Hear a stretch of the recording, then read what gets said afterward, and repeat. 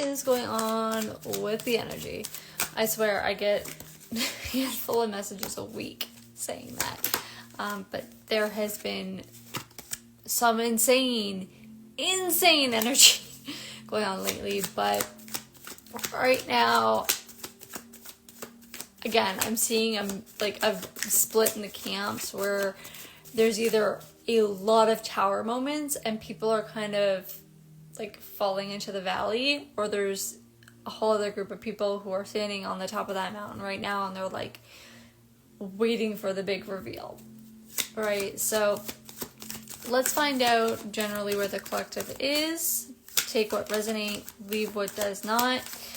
But considering the energy that I've been reading this morning, there's big things coming in. Big things coming in, primarily with the masculine in the collective and where they are in their journey, and this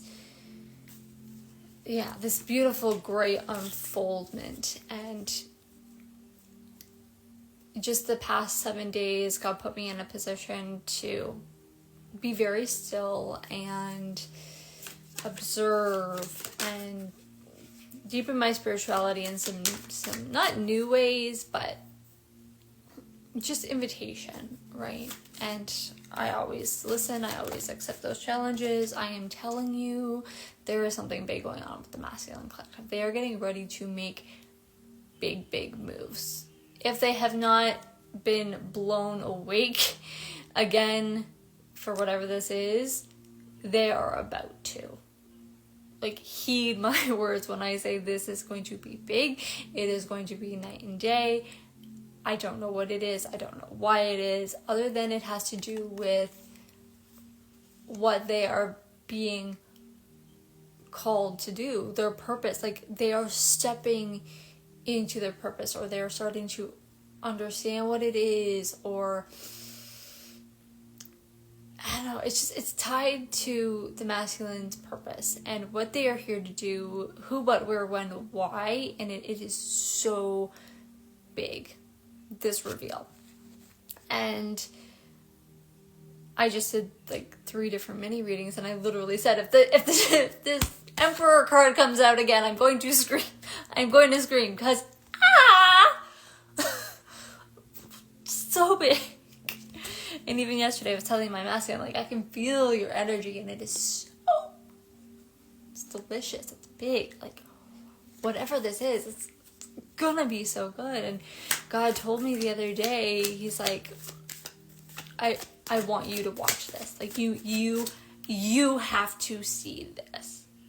And I know that it's both my masculine and the masculine collective as a whole, because all the different masculines in my life, like, I'm seeing the shifts that they're going through, and it is beautiful, it is big, it is nothing small. So again, let's see what's going on with the collective. What is this big shift in energy? What do we need to know about this? This is insane. This is literally like the mini reads I just did. So this 4 of Pentacles is this dream or piece of self. And I don't even know how to begin about reading this. I don't know if I need to be talking directly to the masculine side of the collective or in a neutral stance, so just take the message how you will. But there is a dream, a part of being that has been held on to in spite of everything that's been experienced. It's like, save my soul, right? It's like everything that happened that was meant to tear you down, it didn't work because you were holding so hard and fast on to this piece of yourself, to this thing that you want to be and create. And though life has kind of taken you on this journey, and you feel you've lost so much, right? Because you're no longer who you used to be, but not quite who you know you're meant to be. And that's a really disconcerting feeling. And even myself over the years, like, I've been through that, and I'm still kind of sitting in that a little bit. And it's never an easy space to navigate, but there is a choice here, and I'm not reading this in its traditional sense, the Seven of Cups, because there have been options presented, especially to the masculines, different opportunities and paths and things. We're all presented that, right? Life is literally a pick a path. But this waypoint that you're at in your journey, you've already assessed, and even the opportunities that have presented themselves or that you know are there for you, you are finally in a place where you don't need to explore all the paths, right? It's like this thing that you've been holding on to is becoming so clear. It's becoming so clear, and that you see that you didn't need to go through these experiences. You didn't need to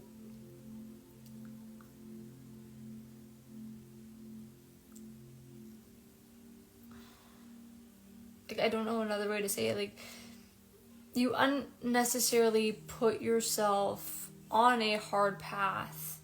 Not unnecessarily in a sense where you shouldn't have, but you learned what you needed to along the way. And you're seeing now that you prolonged the process, is what I'm hearing. That you knew what you wanted all along. You were holding on to it, but for whatever reason, you weren't ready to make that move. But there is a sense of clarity and undeniable truth the more that you tap into your intuition and your truth in your heart, and you're getting ready to make this big move, to this energy that is stirring within you, this sense of knowing, and like it's a reclaiming and an honoring that truth of what you never let go of, those pieces of yourself that throughout your life's journey you held on to, whether it's values, morals, beliefs, dreams, like whatever those core pieces of yourself that you define yourself by, those core truths of yourself. You realize that even in these places where you feel like you've lost it, like if you've felt like you betrayed yourself, your own soul, at some point it's not true. Like, you've just been hurt along the way, but you've been holding on to this, and you've kind of, I saw that, you've been not blinding yourself, but you closed your own eyes spiritually, trying to protect yourself and this piece of yourself, because it's something that sits so close to your heart and soul, that you were just kind of taking what came to you, and there was a lack of discernment, but it was through this process that you were able to regain that clarity, and instead of blinding yourself, you started looking within. And from looking within, that clarity came, and you were able to see those pieces of self so much more clearly. Tell me more about this, Spirit. Chariot. The spaces where you have felt your ego and your soul and all the pieces of yourself at odds are coming back together, and this is happening fast, and it is bringing in this very strong energy of taking action and taking back control, knowing where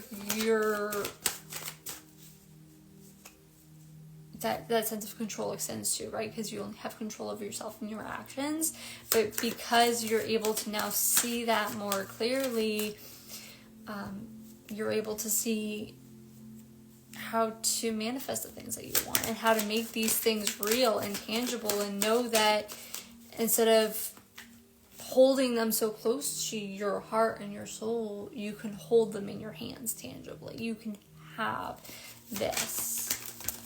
But it comes from a surrendering. This is insane energy. I can't get over these readings this morning.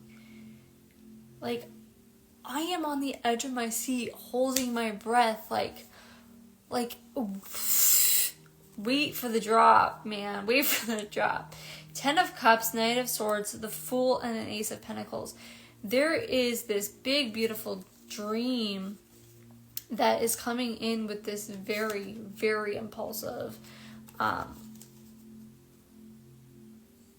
actionable energy from a space of clarity, but it's not impulsive as in immature. It's impulsive as in there's a spark, I have to go, I have to jump now, and it's like you're letting intuition and God, and you're taking that leap of faith, right? And it's not even really a leap, it's a step forward into your new reality. It's a step forward into this dream that you've been holding on to because you see in some way that you kind of already have it. It's already there.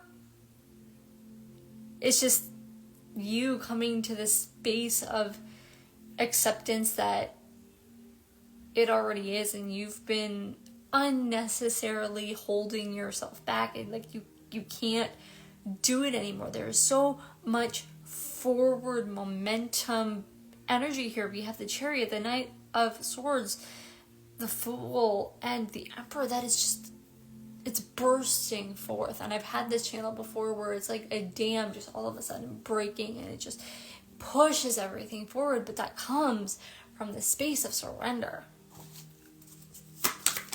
Is any guidance needed about this situation?